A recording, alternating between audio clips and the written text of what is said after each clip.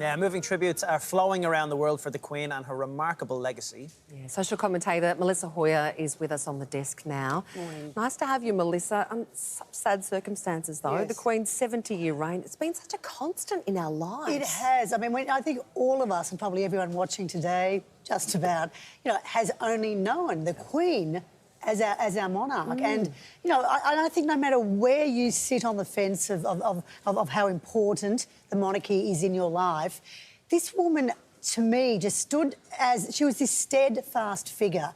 No matter what was going on throughout the world, within her family, she just was this glue that stuck it all together. And whilst, there was an inevitability, like everyone, that this day would come, now that it has actually come, I think we're just all devastated. I mean, the amount of texts I've just had from friends saying, I woke up this morning and I saw my text, or I was watching television. Everyone's crying, and it's not because it's just because she captured this moment of togetherness of the Commonwealth and the world. I mean, and her sort of, and I hate to use the word celebrity, but her type of celebrity was sort of global. She transcended just being sort of the head of the Commonwealth. You go to the US, people would know the Queen. You go to, to any sort of European country, they know the Queen. So it is an absolute international, serious day of reflection and great sadness. You speak about her resilience, and we certainly saw that. I mean, we were speaking to David Flint, monarchist David Flint, and he was saying that you don't get many monarchs who work almost up until the day they pass away. That was her resilience and sense of duty. Yes, and we saw even at the Platinum Jubilee just a few short months ago. I suppose the flags were starting to be raised then, that perhaps she wasn't doing so well. She had to miss some events at the Platinum Jubilee. But that sense of duty, and I think as soon as she became Queen, she was the first one to say that her first speech, I will, my life now is totally committed to you. Duty is my life.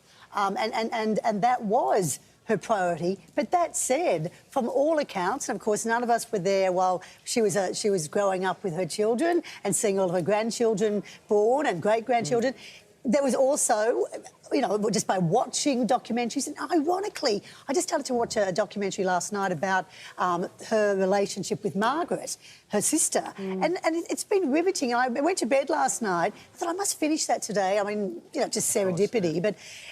she had this real fun side to her, and we would see that occasionally, but her sense of duty totally overwhelmed anything else in her life but her love for her family and this amazing sense of being a mother, a grandmother, a great-grandmother. Those elements were still there. Yeah, there's been obviously a great outpouring of grief and tributes this morning. You talked there about Her Majesty's level of celebrity.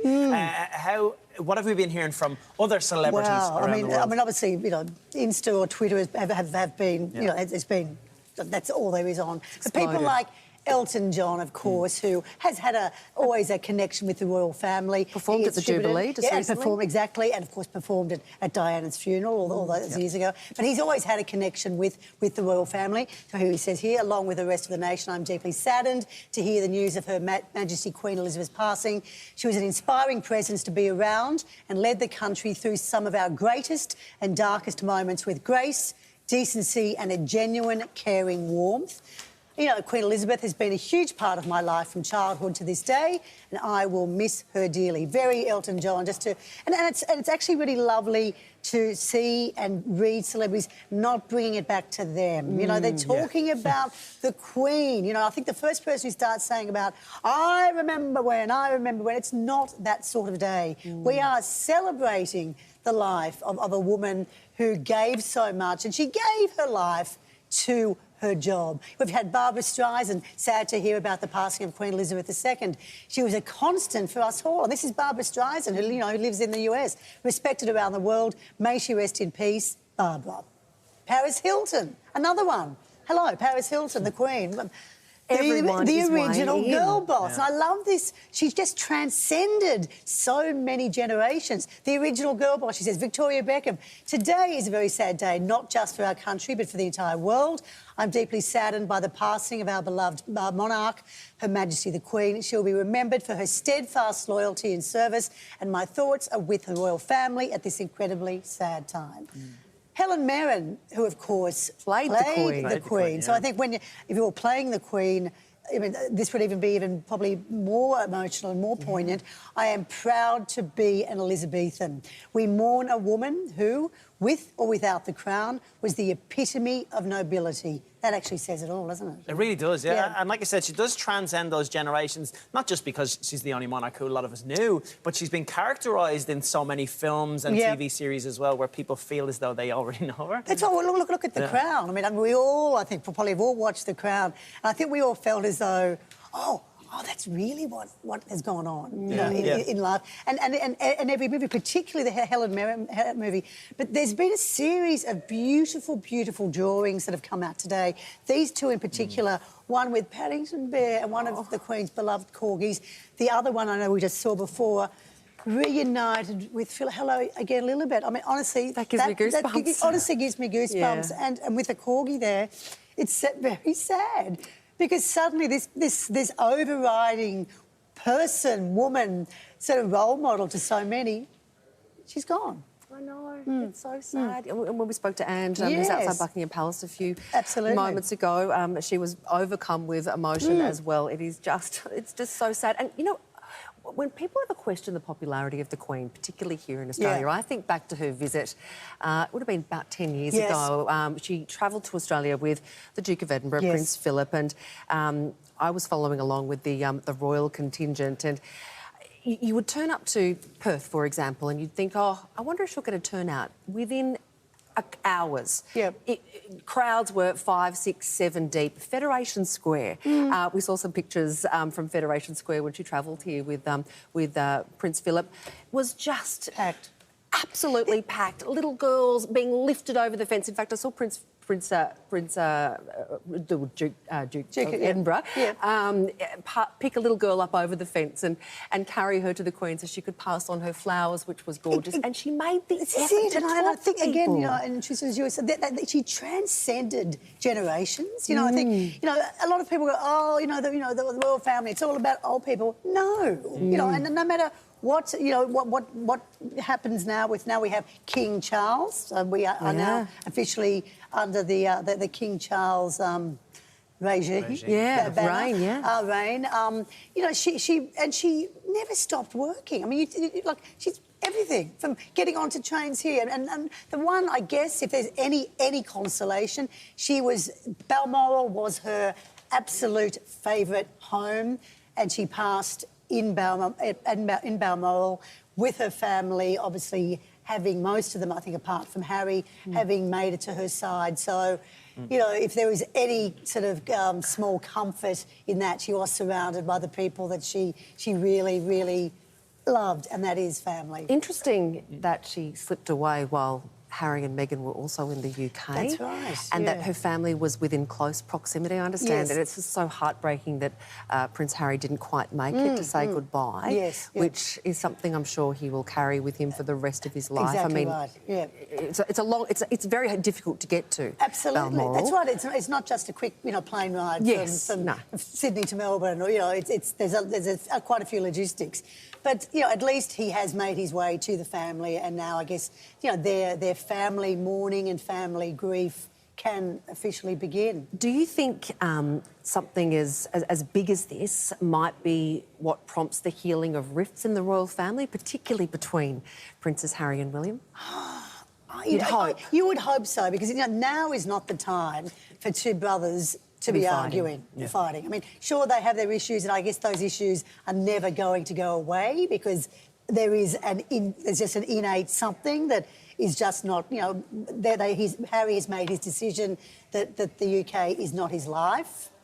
But whether this sort of changes things, I mean, I don't think Harry's suddenly going to go, oh, I'm coming back to live in England. I think that ship has sailed. But I would hope, I mean, let's hope that there aren't dramas, and let's hope that that Meghan Markle doesn't sort of make it about her, or, you know, I think this is a time certainly for absolute close blood family to be with our late Queen and try to forget about the ongoing sort of dramas that do. I mean, we're all riveted to them. I mean, how many stories are there constantly about... Yeah, so much noise around the there's family. There's so much noise, whether it's Meghan or whether it's even Prince Andrew. So, you know, this is now totally a time to reminisce and think about the Queen, and that is it. Yeah. Well, you'd hope that, like most families, unfortunately, a tragedy can sometimes be the catalyst for some healing there. Absolutely. Talking about King Charles...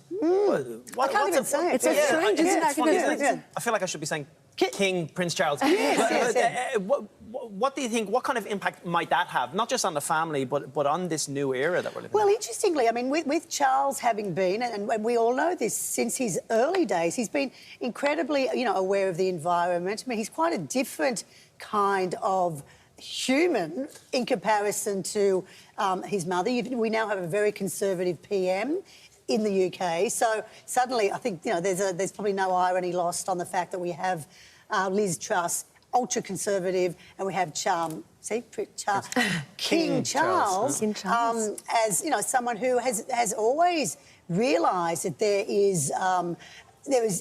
is something more to the world. You know, he wants to help. I mean, climate emergency with him is absolutely paramount. Yeah. Is it so much with Liz Truss? No. So all of those things, you know, will come out down the track. But yeah, it will be an interesting time with him, because so many people also were thinking only a few years ago, will it automatically pass on to William? Remember there was quite a bit of, you know, thing about that for a while. That maybe it won't be King Charles, it'll be King William. But no, I think now this is the way a monarch works.